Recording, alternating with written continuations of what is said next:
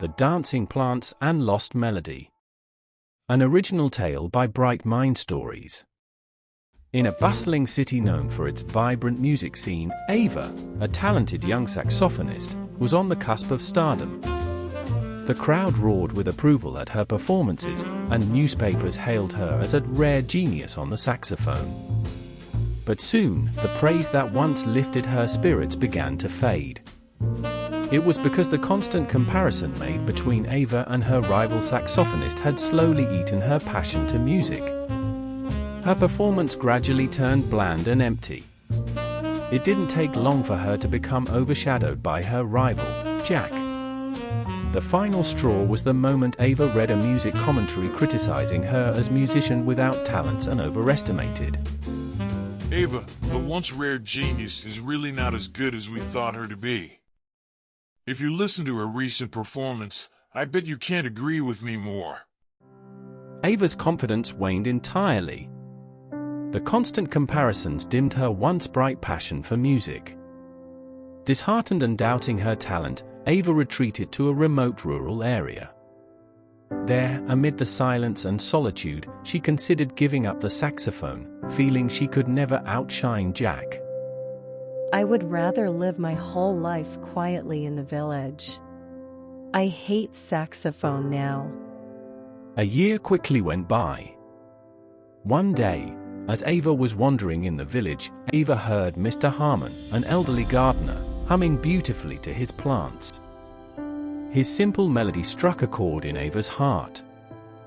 Your humming is so pure and soothing.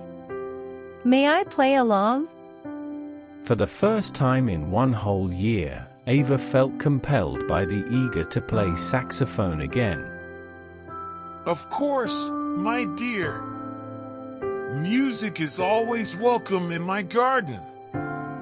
The day was perfect, the sun was gentle, the breeze soft. As Ava breathed in, she felt a sense of peace she hadn't known in months. She raised her saxophone to her lips and began to play, harmonizing with Mr. Harmon's humming. As they played, Ava noticed the plants swaying gently as if dancing to the music. It was not the wind.